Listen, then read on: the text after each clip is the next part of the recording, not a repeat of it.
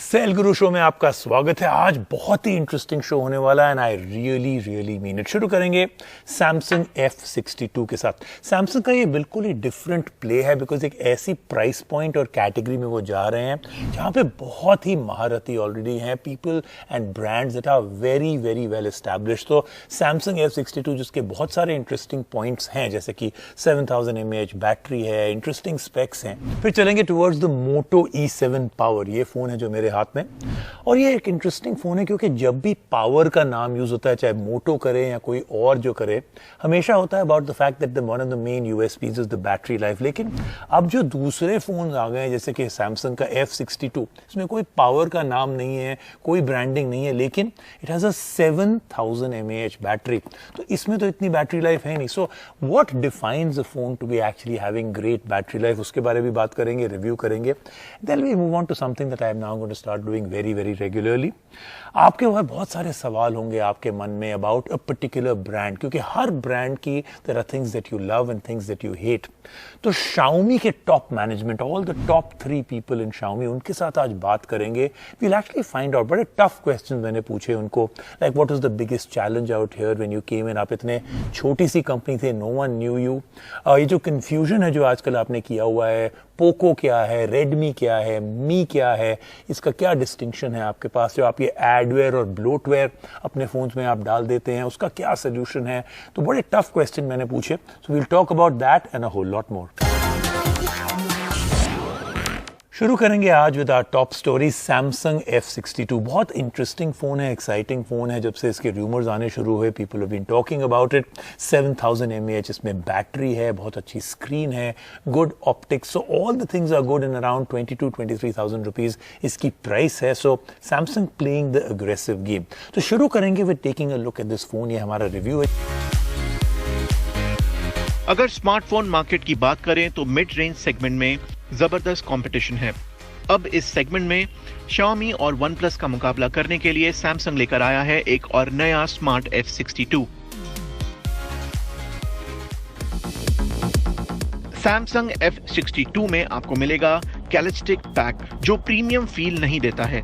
इसके साथ इस पर उंगलियों के निशान और स्क्रैचेस आसानी से आ जाते हैं। तो यहाँ पर जीत होती है कंपटीशन की। इसका फिंगरप्रिंट स्कैनर पावर बटन के साथ है और शानदार काम करता है।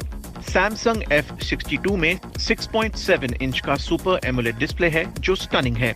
इसके कलर्स काफी वाइब्रेंट हैं और वीडियो देखने का एक्सपीरियंस भी शानदार है। हालांकि HDR सपोर्ट और हाई स्क्रीन रिफ्रेश रेट की कमी निराश करती है। एक और दिक्कत वाली बात यह है कि इस फोन में स्टीरियो स्पीकर्स की जगह मोनो स्पीकर्स दिए गए हैं।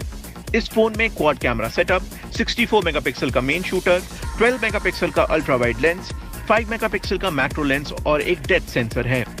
ब्राइट लाइट में प्राइमरी कैमरा बढ़िया काम करता है। ऑब्जेक्ट्स वाइब्रेंट दिखते हैं लेकिन डिटेल्स कम हो जाती हैं। लो लाइट में नाइट मोड के इस्तेमाल के साथ आप बढ़िया फोटोज क्लिक कर सकते हैं। अल्ट्रा वाइड सेंसर ठीक ठाक काम करता है लेकिन एजेस के आसपास आपको काफी डिस्टॉर्शन देखने को मिलेगा। इसका लो लाइट परफॉर्मेंस भी बहुत अच्छा है। मैक्रो कैमरा में 5 मेगापिक्सल का अच्छा रेजोल्यूशन है लेकिन ऑटो फोकस के ना होने से स्टेबल शॉट क्लिक करने में दिक्कत होती है। फ्रंट में है 32 मेगापिक्सल का कैमरा जो सेल्फी और पोर्ट्रेट के लिए अच्छा है। अब बात करते हैं इसके परफॉर्मेंस की। सैमसंग F62 में है Exynos 9825 चिपसेट जिसे हमने पहली बार Note 10 में देखा था।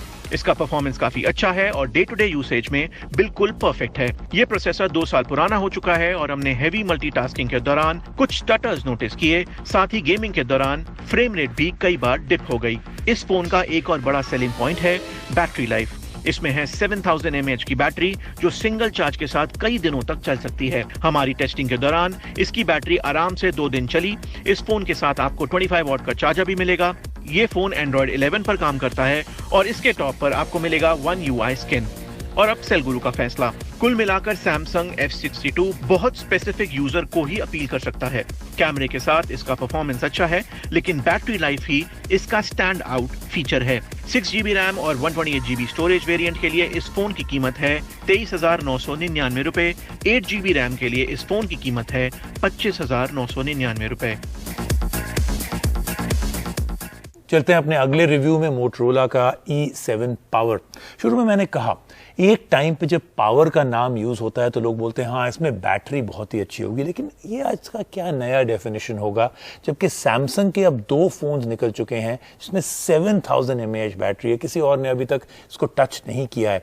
तो मोटरोला का power phone, is it actually now worth the name? अगर आपने कभी भी 10 रुपए के अंदर स्टॉक एंड्रॉइड के साथ फोन खरीदने के बारे में सोचा है तो मोटरोला आपके लिए खुशखबरी लाया है। मोटरोला ने अपना नया फोन मोटो E7 पावर लॉन्च कर दिया है, लेकिन क्या ये फोन अपनी पावर ब्रांडिंग पर खरा उतर पाएगा, आइए जानते हैं। मोटो E7 पावर का सबसे स्ट्राइकिंग फैक्टर है इसकी बड़ी स्क्रीन। इसमें आपको मिलेगा 6.5 इंच का HD plus display. Binge watching sessions के दौरान हमें इसका परफॉर्मेंस अच्छा लगा। कीमत के हिसाब से आप ज्यादा शिकायत नहीं कर सकते। अनइंटरप्टेड व्यूइंग एक्सपीरियंस की एक सॉलिड वजह इसकी बैटरी भी है। इसमें है 5000 mAh बैटरी और ये इस फोन के स्टैंड आउट फीचर में से एक है। इसकी बैटरी आराम से 2 दिन चल जाती है और हमें चार्ज करने की जरूरत महसूस नहीं हुई। इसमें अगर हमें कोई कमी निकालनी हो तो वो है इसकी चार्जिंग स्पीड। मोटो E7 पावर में 10 वॉट की चार्जिंग स्पीड है, यानी आपको फोन चार्ज करने में काफी वक्त लगेगा। मोटरोला को बिल्ड क्वालिटी डिपार्टमेंट में अच्छे मार्क्स मिलेंगे। होल्ड करने पर इसका फील काफी अच्छा है। प्लास्टिक बैग पर मैट फिनिश की फील काफी अच्छी है। ये फिंगरप्रिंट भी कैच नहीं करता है। इसमें पावर बटन और गूगल असिस्टेंट बटन का टेक्सचर अलग अलग है जो काफी अच्छा है। मोटो E7 पावर में डुअल कैमरा सेटअप है। इसमें है 13 मेगापिक्सल का मेन सेंसर और 2 मेगापिक्सल का मैक्रो लेंस। इसका मेन सेंसर डे लाइट में अच्छी फोटोज क्लिक करता है, लेकिन मैक्रो लेंस का परफॉर्मेंस बिल्कुल अच्छा नहीं है। इसमें 5 मेगापिक्सल का सेल्फी कैमरा भी ठीक ठाक काम करता है। मोटो E7 पावर की कीमत 8,299 रुपए है। इस फोन में आपको 4 GB रैम मिलेगी MediaTek Helio G25 प्रोसेसर के साथ। गेमिंग के दौरान हमें थोड़ी दिक्कत हुई, लेकिन ओवरऑल परफॉर्मेंस अच्छा है। सॉफ्टवेयर किसी भी फोन का अहम फैक्टर होता है और मोटरोला ने इस डिपार्टमेंट में अच्छा काम किया है। इसमें आपको मिलेगा स्टॉक एंड्रॉइड 10, वो भी बिना किसी ब्लोटवेयर के साथ। इसका इंटरनल स्टोरेज 64 GB का है और माइक्रो SD कार्ड के जरिए इसे बढ़ाया भी जा सकता है। मोटो E7 पावर सिर्फ कैमरा डिपार्टमेंट में निराश करता है, लेकिन 5000 mAh बैटरी, 6.5 इंच का HD प्लस डिस्प्ले और शानदार ओवरऑल परफॉर्मेंस इसे एक अच्छा फोन बनाते हैं। अगर आपका बजट 8,299 रुपए तक है तो ये एक बढ़िया ऑप्शन है। लेते हैं एक छोटा सा ब्रेक ऑन सेल गुरु, जब वापस आएंगे और भी बहुत कुछ। जैसे मैंने कहा, एक बहुत ही इंटरेस्टिंग सेगमेंट शुरू कर रहे हैं जहां पे जो ब्रांड्स हैं, जो कंपनीज हैं, जो फोन कंपनीज हैं, हम लोग जो हैं as consumers we keep buying our phones, बहुत सारी रिलेशनशिप्स बिल्ड हो जाती हैं। There are companies that we love and there are companies that we hate, and I think there is a lot of questions that come up in people's mind. So हम लोग शुरू करेंगे with actually talking to these companies और उनसे वो tough questions पूछेंगे जो no one else ever has done before. तो आज शुरू करेंगे with Xiaomi and we got 3 of their top people joining. ये बहुत रेयर occasion है when all 3 of them actually come in for an interview. So we spoke to them and I'm going to show you some excerpts from that. The top 3 people and the top questions that I asked them was जो उनकी struggle थी। Xiaomi एक बहुत छोटी सी company थी when it came to India, no one knew them, उनकी struggles क्या थी। Number 2, about their software. मतलब वी ऑल नो Xiaomi का हार्डवेयर बहुत अच्छा है, लेकिन सॉफ्टवेयर में बहुत प्रॉब्लम्स हैं, एडवेयर, ब्लोटवेयर, उसको कैसे चेंज करेंगे। नंबर 3, जो सबसे ज्यादा कंफ्यूजन है, मतलब ये पोको क्या है, मी क्या है, रेडमी क्या है, 3 ब्रांड्स हैं अंडर Xiaomi। क्या पोको सचमुच एक अलग कंपनी है? How does all this work out? आइए पता करते हैं from the 3 big guys. I would say if I were to reflect upon last 6 years, maybe 2/3 of the things, 2 out of every 3 things that we tried differently worked well. But 1 out of 3 things also failed. But the good thing was whatever failed, we shut it down quickly and then move forward without regretting too much. I think the biggest challenge, I would say by far the biggest that we have faced is just convincing people to join Xiaomi in the early days. Like early days, now it is still easy, but early days 5 years ago, to try and convince somebody to come and join company, it was very tough. Nobody would come and join company. Even people would promise. On the day of joining, people would turn down our offer and say, my parents, my wife, my spouse is not allowing me to join. This is an unknown company. We don't know whether this will succeed or not. We will not join this company. So very thankful to the team members who joined us early on and trusted us, and all our business partners who made us who we are today. But probably the toughest thing was just convincing people to join us in those first 1.5, 2 years. Over a period of time, I think we've got more than our share of bad rap as far as some of the adware and bloatware situation is concerned. Right. But let's be clear on one thing, and thank you for acknowledging it. We've made enormous progress on that front. There was in terms of the number of ads that we put, what are the kind of applications that we put these ads on? There is a security application. There are some ads on that.